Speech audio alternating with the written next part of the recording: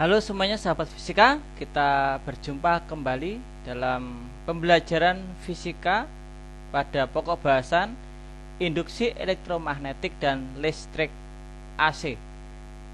Pada pokok bahasan sebelumnya, Anda telah mempelajari tentang gaya gerak listrik, yaitu energi listrik yang dihasilkan dari energi gerak, yang mana pembahasan itu meliputi konsep dari hukum Faraday.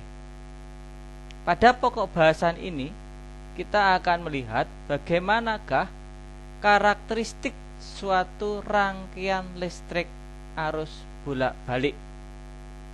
Maka mari kita ikuti pembelajaran ini dengan seksama.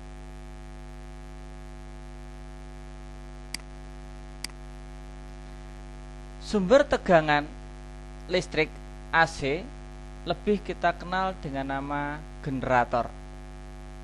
Jadi biasanya ini ada genset, yaitu satu set atau generator yang terdiri dari mesin motor dan generator itu sendiri. Nah, bagaimana sih generator itu bekerja? Sekarang kita lihat animasinya sebagai berikut.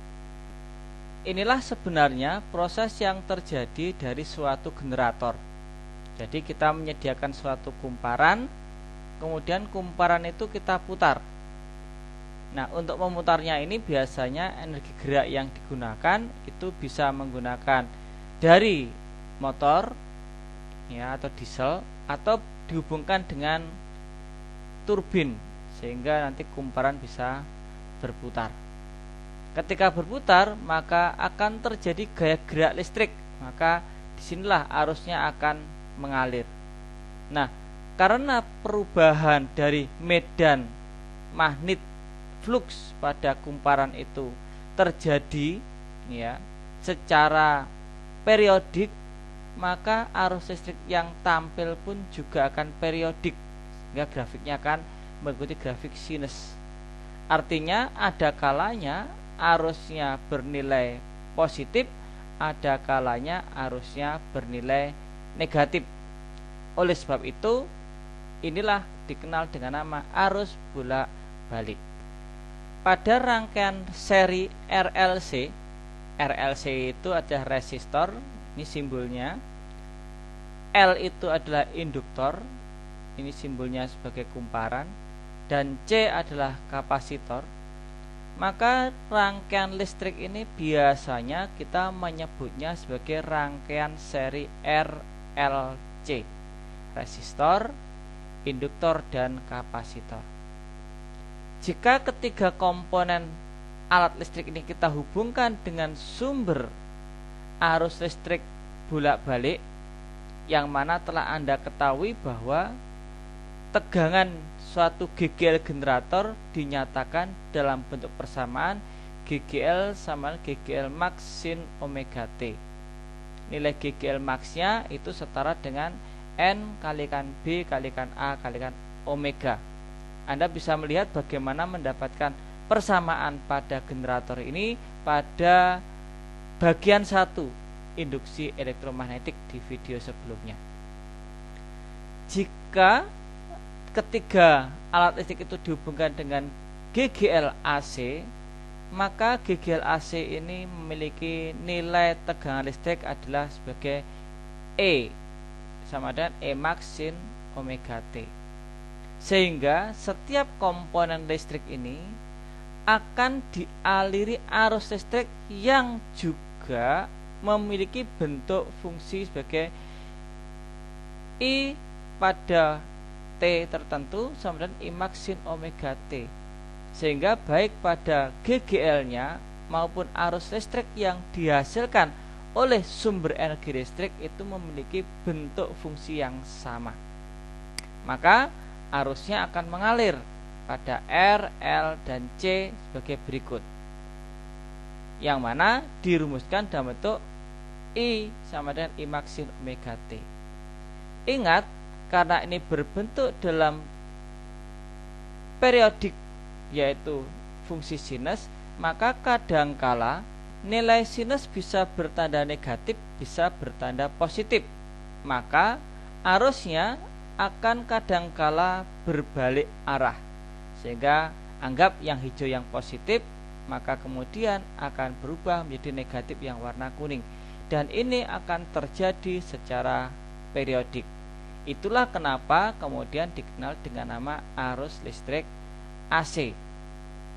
Besarnya arus listrik yang mengalir pada rangkaian ini nilainya akan selalu sama.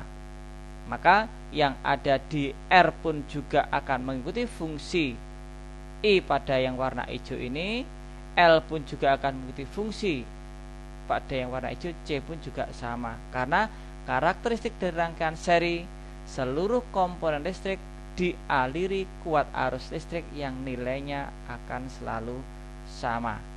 Itu yang harus dicatat dan dipahami. Jadi arusnya ini memiliki fungsi kuat arus yang nilainya adalah I fungsi T sama dengan I max sin omega T. Antara I kecil dan I besar tidak perlu dipermasalahkan. Prinsipnya ini mensimbolkan sebagai kuat arus listrik.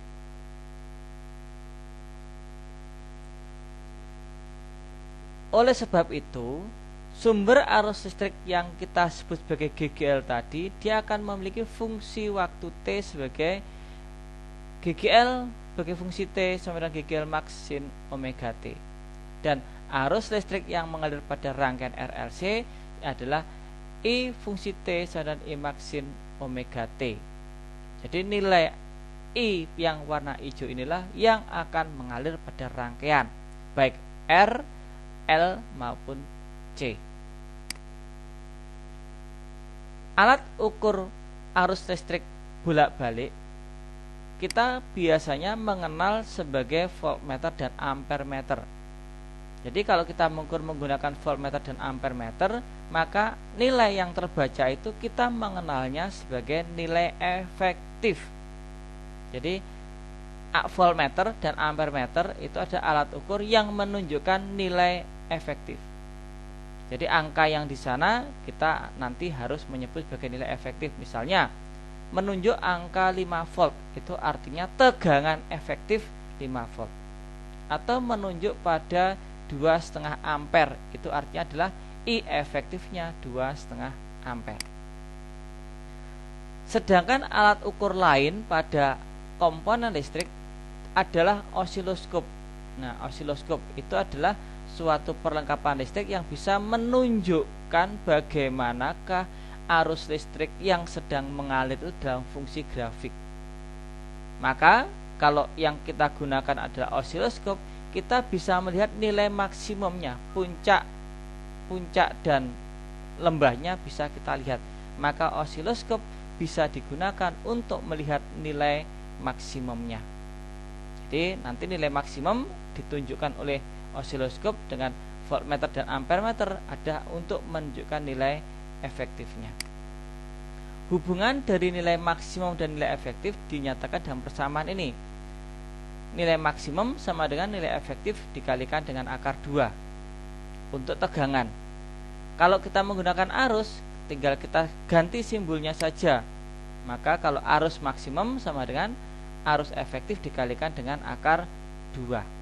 Jadi ini hubungan antara nilai maksimum dengan nilai efektif, baik untuk tegangan maupun untuk kuat arus listrik. Sedangkan untuk menghitung nilai rata-rata, kita menggunakan fungsi diferensial.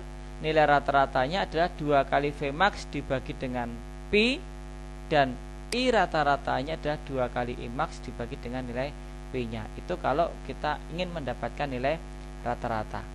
Jadi kita memiliki dua besaran, nilai maksimum dan nilai efektif, sekaligus nilai rata-rata dan nilai maksimumnya. Bagaimana kaitannya Anda bisa melihat dari tampilan persamaan pada tayangan ini. Sekarang kita akan belajar bagaimana membaca suatu hasil osiloskop. Ini grafik yang menunjukkan tampilan pada osiloskop. Di dalamnya ada skala-skala berbentuk persegi atau bujur sangkar bentuknya. Biasanya kita menggunakan ada tombol-tombolnya. Nah, di sini misalkan ada tombol-tombolnya. Tombol-tombol ini salah satunya digunakan untuk mengatur nilai pada skala. Skala kotak ketinggian pada sumbu Y dan skala kotak pada sumbu X-nya. Misalnya, pada pengukuran ini kita menggunakan skala sumbu Y-nya, setiap kotak ini menunjukkan nilai 2 volt ke atas. Sedangkan untuk yang ke kanannya, setiap kotak mewakili 5 milisekon. Pertanyaannya adalah berapa tegangan maksimumnya dan periodenya. Ditanyakan tegangan maksimum karena sumbu Y kita setting pada nilai volt, berarti ini tegangan. Maka kita tinggal menghitung berapakah ketinggian puncaknya ini. Itulah namanya nilai maksimum. Atau berapakah kedalaman dari lembahnya. Maka itu disebut sebagai juga nilai maksimumnya. Karena ini nilainya 2 volt, maka naiknya ada 1, 2, 3, 4, 5. Ada 5 kotak. Maka tegangan maksimumnya adalah 5 kotak kali 2 volt, sama dengan 10 volt. Sedangkan untuk mendapatkan periode adalah waktu untuk menghasilkan satu siklus. Maka kita perlu satu bukit dan satu lembah. Maka waktu yang diperlukan, kita butuh berapa kotak untuk satu bukit dan satu lembah? 1, 2, 3, 4, 5, 6. Kita memerlukan waktu 6 kotak. 6 kotak, tiap kotaknya adalah 5 milisekon. Berarti 6 kali 5 milisekon, hasilnya 30 milisekon. Nah, cukup mudah untuk menghitung nilai dari suatu pembacaan osiloskop. Harus memahami bagaimana settingannya, itu yang utama. Pada sumbu X ya, ini biasanya dikenal dengan nama sweep time atau waktu sapu. Jadi untuk menyapu satu kotak diperlukan waktu 5 milisekon. Sekarang bagaimana kalau untuk contoh soal berikut ini? Ya, osiloskop juga, tapi sumbu Y disetting pada nilai ampere, berarti arus listrik 4 ampere per skala. Berapakah nilai maksimumnya? Kita tinggal menghitung berapa puncaknya. 1, 2, 3. 3 kotak, 1, 2, 3. Karena 3 kotak, berarti nilai maksimumnya adalah 4 kali 3 atau 12 ampere. Ingat, ini karena menggunakan arah sumbu Y-nya adalah ampere. Berapakah nilai frekuensinya? Nah, ini frekuensi. Karena frekuensi, maka kita bisa menggunakan hubungan dari frekuensi dan periode. Lebih mudah kita hitung periodenya dulu. Periode ada waktu untuk satu bukit satu lembah. Karena di sini lembahnya tidak lengkap, kita hitung satu bukitnya saja, kita kalikan 2. Jadi satu bukit kita kalikan 2. Ya, 2 ini tambah ini, ya, menunjukkan angka 2. Ya, jadi waktu untuk membentuk satu bukit itu sama dengan waktu untuk membentuk satu lembah. Karena lembahnya terpotong, kita hitung satu bukit, nanti kita kalikan 2. 1, 2, 3, 4. 4 dikalikan 2, maka mendapatkan hasil 16. Ya, 16 sekon. Itu adalah periodenya 16 sekon. Ya, karena apa? Karena 1, 2, 3, 4. 4 kalikan 2 kan 8. Maka 8 segini 8 milisekon. Karena kita butuh 2 kali, maka menjadi 8 milisekon kalikan 2 atau totalnya 16 milisekon. Mendapatkan frekuensinya, frekuensi adalah seperti berarti seper dari 16 milisekon. Hasilnya 62,5 Hz. Ingat, kalau kita hanya mendapatkan satu bukit, untuk mendapatkan periode harus kita kalikan 2. Ya, ini ada 4 kotak, kalikan 2 menjadi 8 kotak, kalikan 2 milisekon. Bagaimana sekarang kalau kita diminta menggambarkan tampilannya? Ya, tampilannya. Tegangan maksimumnya 12 volt dan frekuensi 40 Hz. Untuk spesifikasi sumbu Y-nya 4 volt dan waktu sapunya 5 milisekon. Karena sumbu Y-nya 4 volt, kita butuh 12 volt, maka kita memerlukan banyak skala.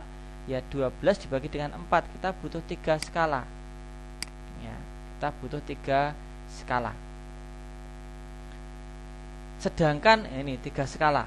Ya, sedangkan untuk periodenya 40 Hz memiliki periode 0,025 sekon.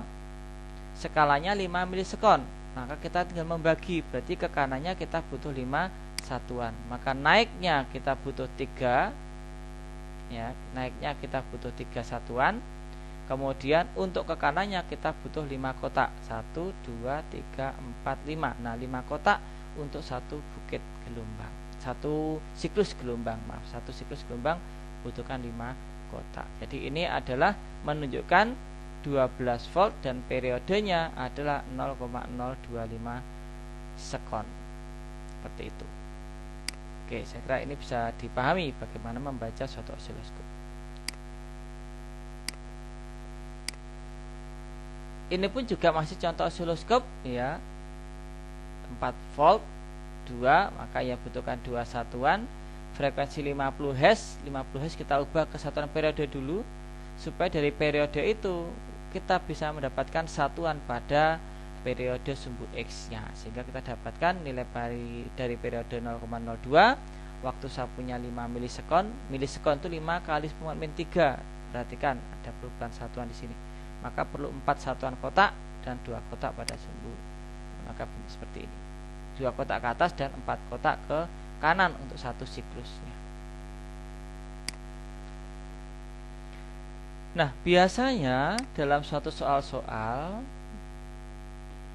kita akan mengenal namanya nilai maksimum dan nilai efektif. Nah, bagaimana sekarang kita melihat apa itu nilai maksimum dan nilai efektif? Nilai maksimum biasanya dimunculkan kalau kita bisa mengetahui bentuk persamaan matematiknya.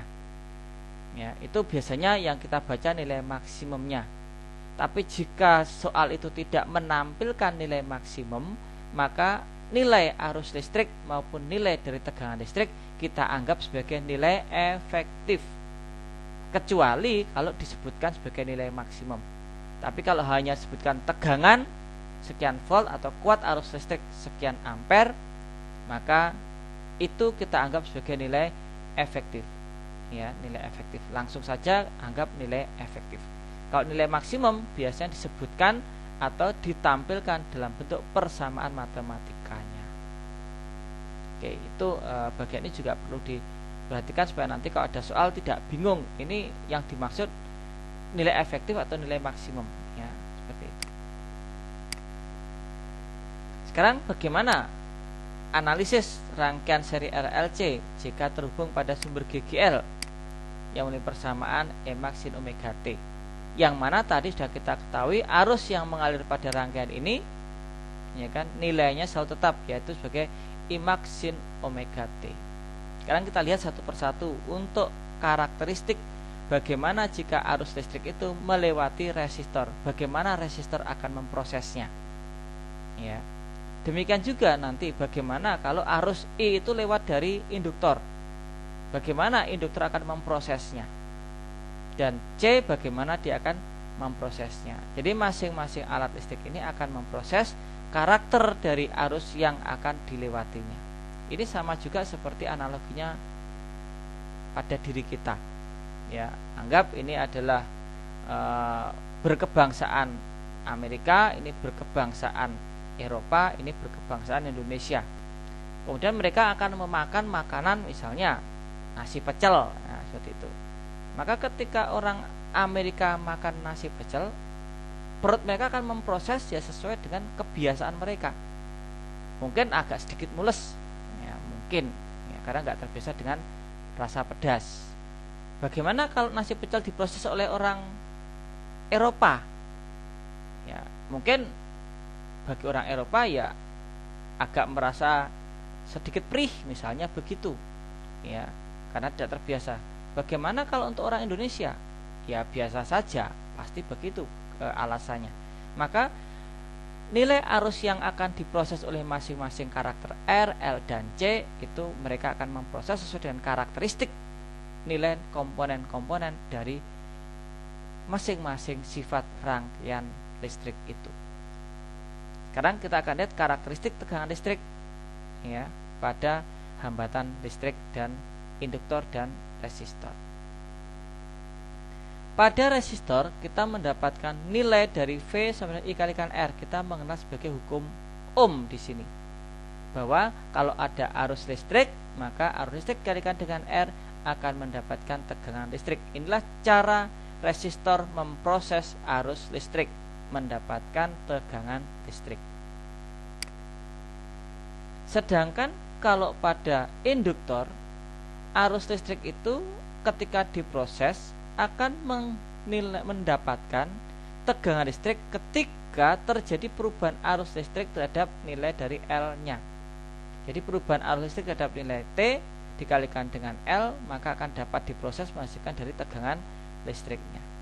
Nah, sudah kelihatan kan bedanya bagaimana masing-masing I itu diproses oleh R dan diproses oleh L.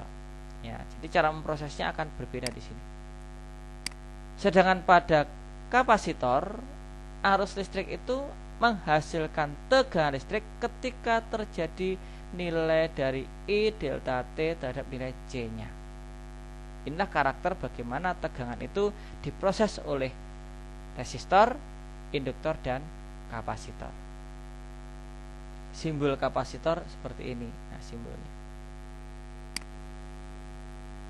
Tahap pertama kita lihat bagaimana resistor murni itu akan memproses. Diawali dari hukum Ohm, V sama dengan I kalikan R atau R kalikan I, ya. Karena nanti kalau I kalikan R, I-nya kita ganti dengan fungsi tempatnya tidak rapi. Tapi sama ya, R kalikan I dan I kalikan R sama. Ini adalah hukum Ohm. Arus yang mengalir telah kita ketahui tadi. I adalah I maksin omega T. Sehingga nilai I itu menggantikan nilai I pada hukum Ohm. Nah, lihat perubahannya. Di sini ada I, kemudian nilai I-nya sudah kita ubah sesuai dengan hukum Ohm-nya. Nah, ini nilai I-nya sudah kita ubah. Nilai I-nya. Pengganti dari I yang di sini ya sudah kita ubah ke sana. Nilai I-nya. Sehingga kita dapatkan sebagai hubungan R kalikan I ada hukum Ohm sebagai V. Karena I-nya maksimum, maka menjadi namanya V maksimum. V maksimum. Ya, maka dari hubungan ini nilai V max-nya ya sin omega T inilah fungsi dari tegangan. Maka ketika ada tegangan VT ada V max sin omega T, arus yang mengalir pada kapasitor punya fungsi IT I max sin omega T. Jadi yang warna kuning adalah fungsi I, sedangkan warna biru fungsi dari V atau tegangan listrik. Fungsi pada I menggunakan sin omega T, fungsi pada V pun juga sin omega T. Lihat yang dikodai warna hijau Pak Dedi. Artinya apa? Perubahan dari I dan perubahan dari nilai V untuk T yang sama menghasilkan bentuk siklus fungsi yang sama.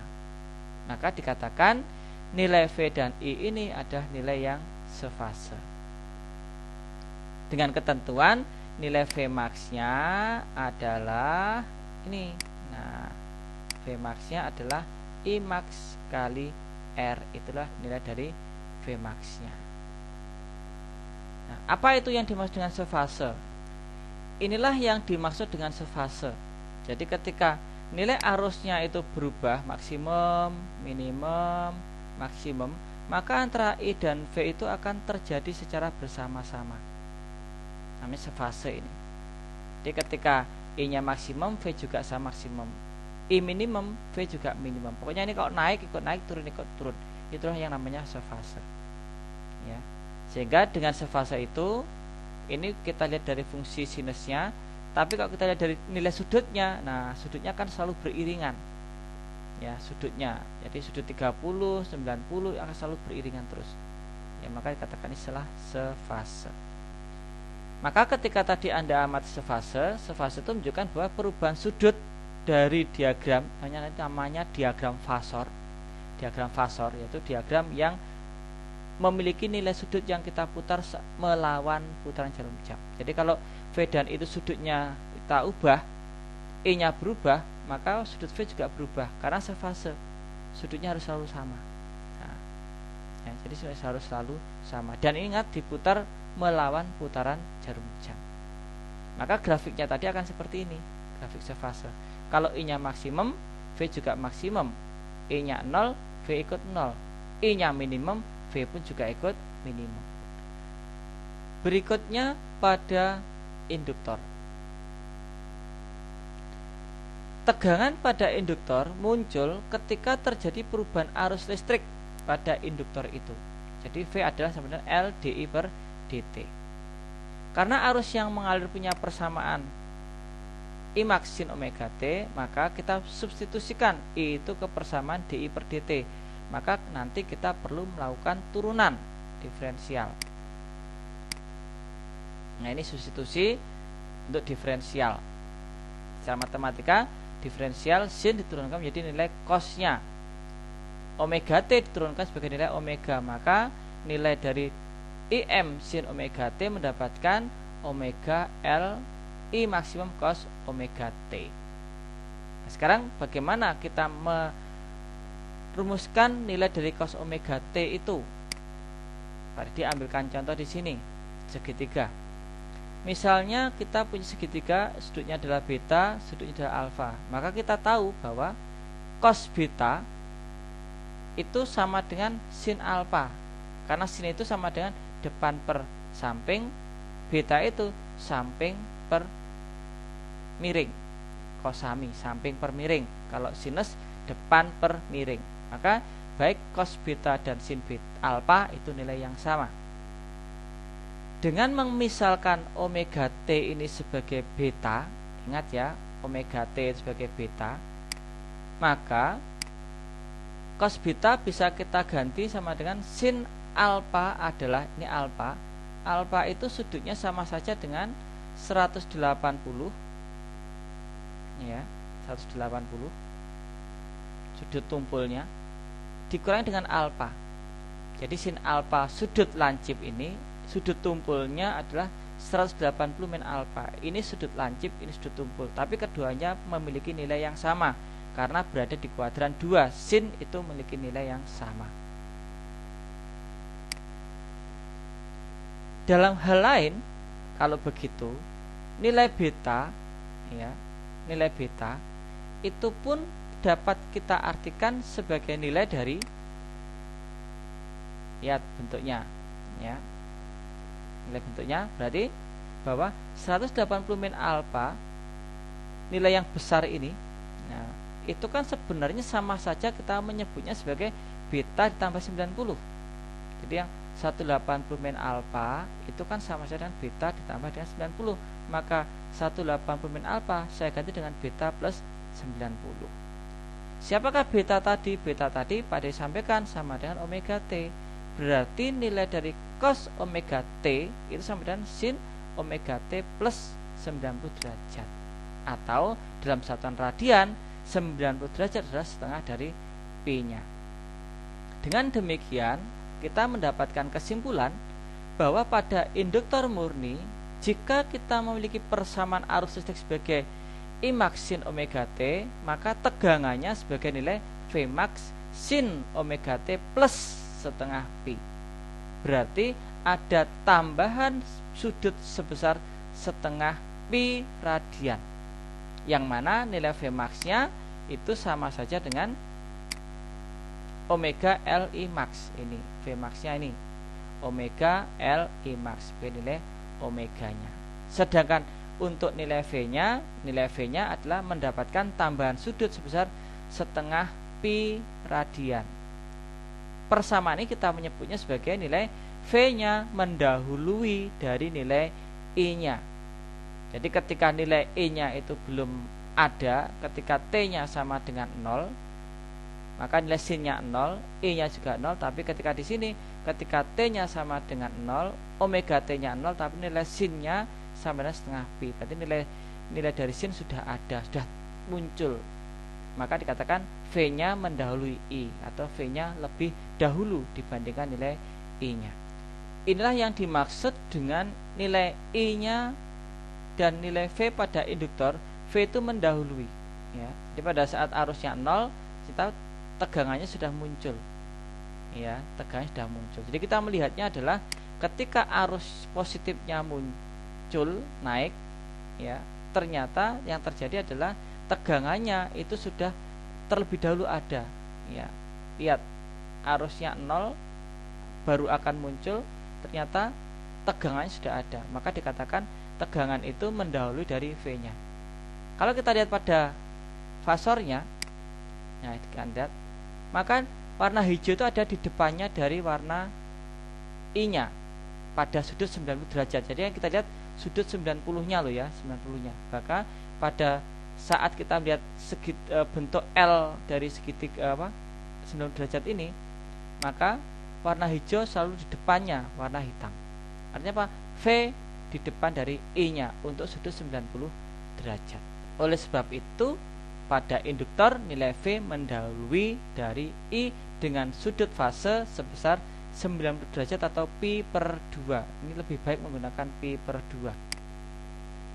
Maka diagram fasornya adalah diagram fasornya ini, karena V mendahului I ya. Maka ini kalau kita putar melawan putaran jarum jam, ingat yang kita amati adalah sudut yang 90 derajat. Maka kalau kita putar pada sudut yang 90 derajat, kita lihat V itu ada di depannya dari nilai I-nya. Nah, ini kita putar. Ini menunjukkan sifat dari induktor. Ya, sifat dari induktor bahwa pada saat ya arusnya, lihat arusnya dimulai dari 0 di sini arusnya pada saat 0 dia mendapatkan pasangan, V-nya punya nilai maksimum, maka dikatakan V mendahului I.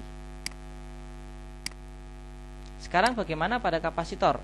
Nah, pada kapasitor kita punya persamaan C adalah Q/V atau Q sama dengan C kalikan V. Ketika ruas Q dan ruas kanan kita bagi dengan waktu, maka ini tidak akan mengubah nilai. Kita mendapatkan delta Q/delta T, dan yang CV itu juga mendapatkan delta T. Kita ketahui Q/delta T itu adalah arus listrik. Maka I sama dengan C delta V/delta T. Karena C-nya konstan, maka yang berubah adalah nilai dari delta V-nya. Proses selanjutnya menggunakan integral pada kapasitor murni, yang mana arus yang akan kita lewatkan pada rangkaian itu adalah seperti pada resistor dan induktor, tetap menggunakan fungsi I max sin omega T. Maka ketika I max sin omega T ini kita substitusikan ke bentuk persamaan warna hijau ya ini I max sin omega T kita masukkan dengan menggunakan integral, maka kita mendapatkan hasilnya sebagai nilai sin diintegralkan adalah min cos, omega T diintegralkan seper omega. Ini kalau yang memahami matematika sudah paham ya. Tapi bagi yang sudah lupa integral ya sudah diterima seperti ini saja. Sekarang dia akan membawa bagaimanakah menyederhanakan bentuk cos omega T supaya menjadi bentuk sin, karena tadi kuat arusnya menggunakan fungsi sin, sehingga V-nya kita arahkan ke bentuk fungsi sin. Cos omega T sama dengan sin alpha, sama seperti konsep yang awal tadi. Maka nilai cos theta itu sama saja dengan alpha, itu kan artinya sama dengan nilai 90 dikurangi beta. Kenapa? Nah, karena di sini ada beta. Sudutnya adalah 90. Berarti 90 dikurangi beta ketemunya adalah alpha. Nah, itu manipulasi matematikanya. Untuk mendapatkan nilai negatif, maka ruas kiri sekalikan negatif, ruas kanan kalikan dengan negatif, maka ini ada min, ini pun juga ada min. Ya, ada min dengan min, tidak mengubah nilai masih, karena ruas kiri ruas kanan kita perlakukan dengan cara yang sama. Matematika punya sifat min sin x sama dengan sin dari min x, sehingga nilai dari min sin x diubah menjadi bentuk sin min x, maka negatifnya dimasukkan. Jadi min 90 min beta, secara matematika mendapatkan beta min 90. Sehingga min cos beta itu bisa menjadi sin beta min 90. Maka min cos omega T bisa berubah menjadi sin omega T min setengah pi radian. Sudut 90 diubah ke sudut radian. Oleh sebab itu, ketika kita mendapatkan nilai dari arus listrik sebagai I max sin omega T, ternyata pada kapasitor nilai tegangannya adalah V max sin omega T min 1/2 pi. Artinya apa? Nilai dari sinusnya pada kapasitor mengalami pengurangan setengah pi radian, sehingga ini berada di belakangnya dari nilai sinnya. Maka dikatakan nilai V pada kapasitor terlambat terhadap I dengan sudut pi per 2 radian. Jadi V nya terlambat terhadap I. Nah, seperti apa sih V terlambat I itu? Nah, ini yang dimaksud dengan V nya terlambat terhadap I ya. Jadi ketika nilai I nya terbentuk ya, I nya itu akan terbentuk, maka tegangan V nya itu masih di bawah, nah, ada di bawah. Jadi ketika arusnya sudah terbentuk, maka I nya itu masih di bawah, belum terbentuk ya, akhirnya dia terlambat, di belakang terlambat ya. Jadi arusnya dulu masuk, baru tegangannya itu ada. Itulah yang dikatakan dengan I terlambat terhadap nilai V nya. Maka kalau Anda amati juga di sini, nah, yang warna biru ini adalah V nya. Nah, ini V nya. Hitam ini adalah I nya. Sehingga kalau dilihat, I nya itu di depan, V nya di belakang. Maka dikatakan V nya terlambat terhadap I atau I nya yang mendahului dari V nya. Jadi kalau menggunakan kalimat V terlambat terhadap I, itu bisa kita artikan juga bahwa I nya mendahului V. Sama seperti kalau ada dua anak, yang satu ada di depan, yang satu ada di belakang, kita bisa mengatakan si A di belakang B atau B di depan A, tergantung acuan yang kita pakai. Untuk sudut digunakan dalam nilai 1/2 pi radian atau pi per 2 radian ya, tidak derajat harusnya. Nah, maka kalau ini sebagai nilai dari I dan V nya, maka kalau Anda amati nilai I nya kalau kita putar dia akan berada di depan, maka I mendahului V atau V nya terlambat terhadap nilai I nya. Ini kalau diputar. Dengan grafik, bentuk grafiknya adalah sebagai berikut. Nah, ini grafiknya. Jadi ketika arusnya akan terbentuk, tegangannya sedang pada posisi minimum. Atau dengan kata lain, ketika tegangannya itu 0, arusnya sedang terbentuk, atau I mendahului dari nilai V nya.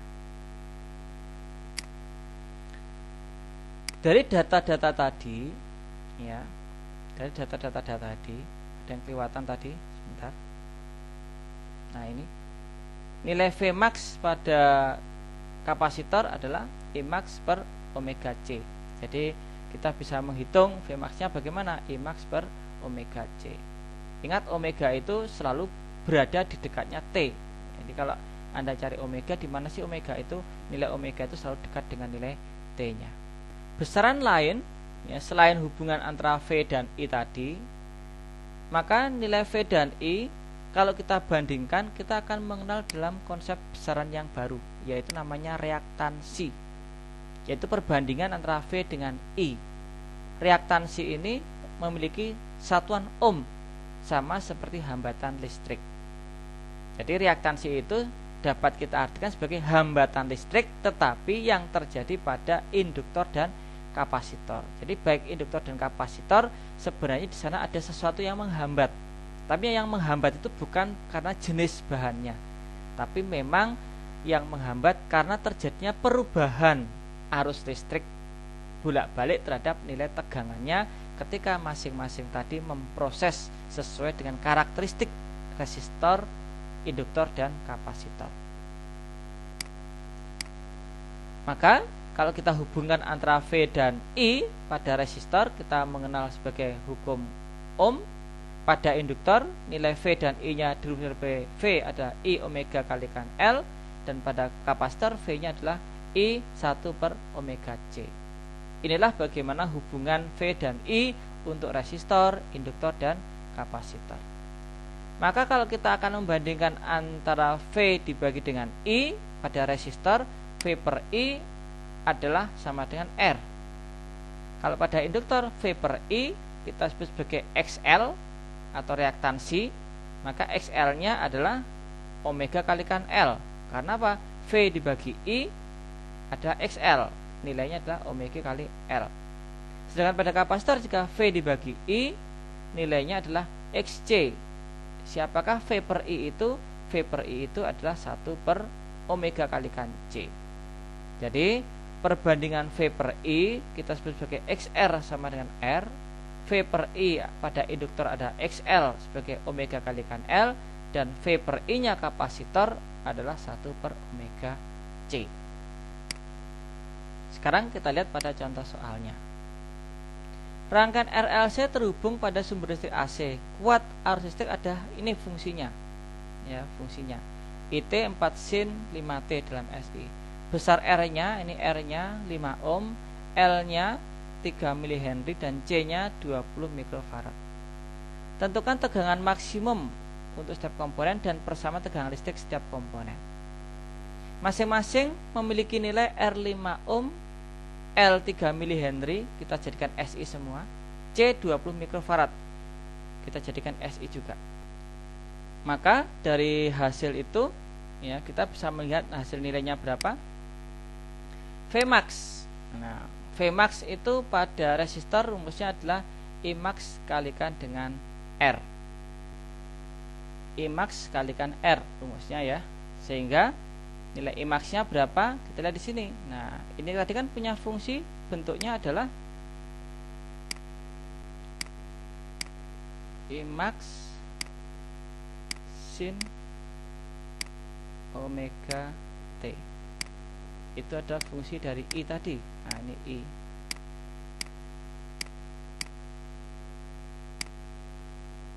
Nah, maka Imax-nya sama dengan 4, R-nya sama dengan 5, maka kita bisa mendapatkan hasil 4 kali 5 adalah 20 ohm. Sekarang bagaimana menghitung Vmax pada induktor? Nah, ini Vmax. Vmax adalah, Vmax adalah Imax kalikan omega L harusnya nih. Omega L-nya mana? Nah, ini omega L-nya. Ya, Imax omega kalikan L. Imax-nya 4. Omeganya, ingat omega itu selalu berdekatan dengan T, maka omeganya adalah 5 dan nilai L-nya adalah sudah diketahui sebelah sini. Sehingga 4 kalikan 5 kalikan 3 min 3 dan seterusnya. Dengan pada Vmax untuk kapasitor kita gunakan persamaan Vmax adalah Imax per omega C. Imax-nya 4, omeganya 5 dan C-nya dari data di samping. Maka mendapatkan begini. Bagaimana persamaan V-nya? Persamaan V-nya. Persamaan V pada resistor itu ada sefase. Berarti sefase maka memiliki bentuk Vmax sin omega T. Nah, maka Vmax-nya adalah 20 sin omega T 5T tetap sama 5T. Karena sefase ya, sefase. Tidak ada tambahan sudut. Sedangkan pada induktor sifat V-nya mendahului I-nya. Karena mendahului maka pada induktor perlu ditambahkan dengan setengah pi. Menggunakan Vmax-nya hasil hitungan di samping ini. Vmax-nya dimasukkan sin 5T, ingat harus di plus setengah pi. Kenapa? Karena harus mendahului setengah pi ya. Dengan pada kapasitor V-nya kan terlambat, maka Vmax-nya hitung tadi dari kolom samping, dimasukkan terus 5T min, nah tanda negatif ini. Kenapa? Karena terlambat. Jadi karakter bahwa bagaimana hubungan I dan V untuk masing-masing sifat RLC harus sungguh-sungguh dipahami. Bahwa kalau kita menggunakan acuan I, maka untuk VR-nya sefase, V-nya L mendahului pi per 2. Untuk pada C, nilai V-nya terlambat pi per 2 atau min pi per 2. Sekarang contoh soal untuk berikutnya. Suatu induktor murni 40 mH terhubung dan seterusnya. Punya tegangan 8 sin 50T min pi per 3 volt. Berapakah reaktansinya? Reaktansi tadi memiliki simbol apa? Oh, ini diketahui dulu. L-nya 40 mH dalam SI sudah. Persamaan ini punya Vmax-nya adalah 8 dan nilai omeganya adalah 50. Nah, ini didata begini dulu supaya nanti bisa menghitung. Reaktansi punya bentuk persamaan XL, omega kalikan L. Omeganya 50, L-nya ada, ya tinggal dikalikan saja ketemu 2 ohm XL-nya. Berapakah kuat arus listrik maksimumnya? Kuat arus listrik maksimumnya kita bisa menggunakan bantuan dari V maksimum, karena V maksimum adalah Imax omega kalikan L ya, V maksimum. V V maksimumnya 8, I max-nya ditanyakan, omega kalikan L-nya tadi adalah XL itu sendiri. Ya, ini sama dengan XL atau ini, nah 2. Berarti 8 dibagi kalikan 50, ini adalah 2, maka 8 per 2 adalah 4 ampere. Bagaimana persamaan kuat arus listriknya? Ingat pada induktor, kalau kita menggunakan acuannya adalah V itu mendahului. Ya, V itu mendahului. Mendahului berapa? Mendahului pi per 2. Berarti kalau kita ingin menghitung arus listriknya, maka kita mengatakan I-nya terlambat terhadap V.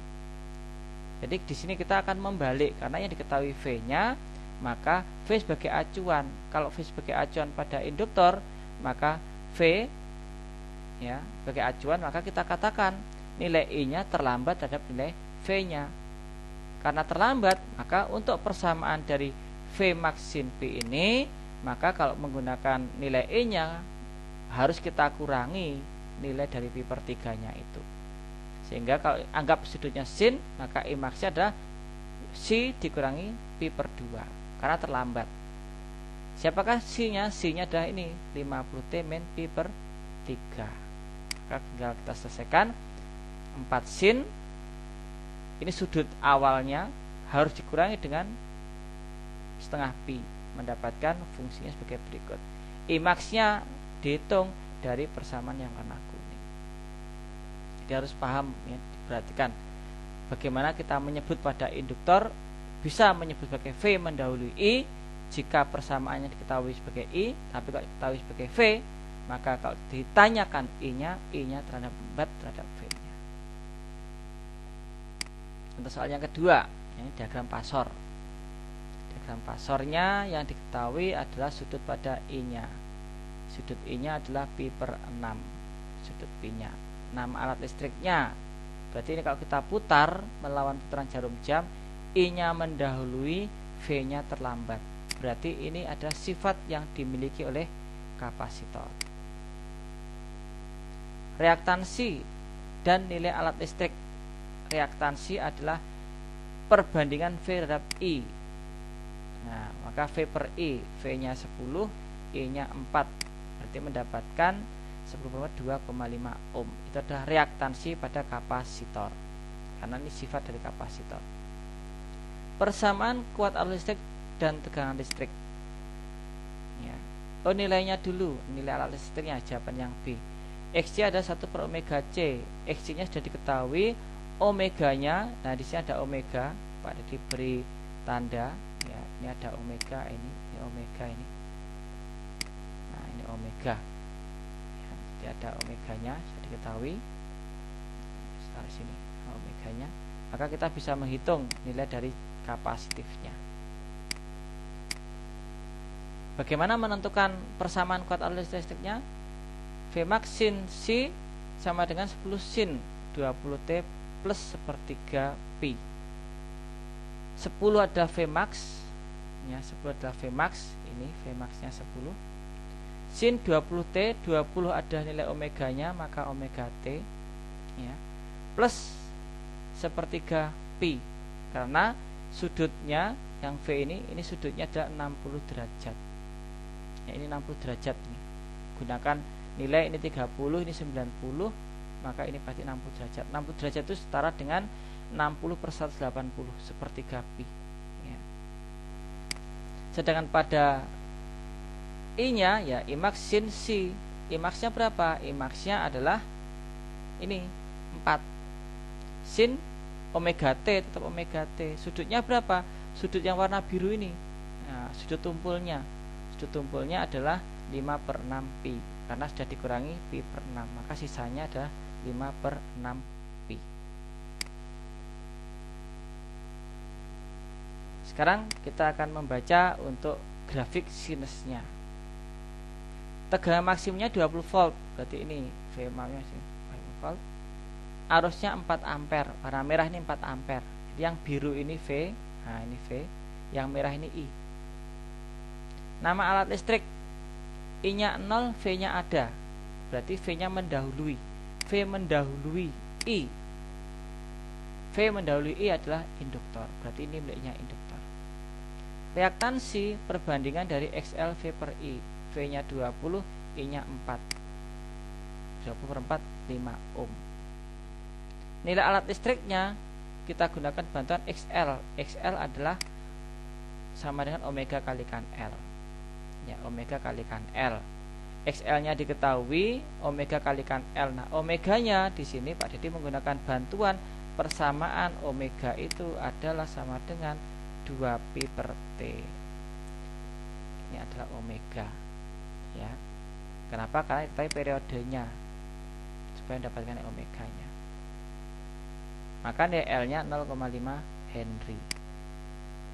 Sekarang untuk mendapatkan persamaan kuat arus listriknya, kita anggap sebagai nilai I-nya sebagai acuan, sebagai sudut 0 derajat. Ya, maka pada saat ini mendapatkan nilai dari plus P dengan sudut pada I-nya ada 0.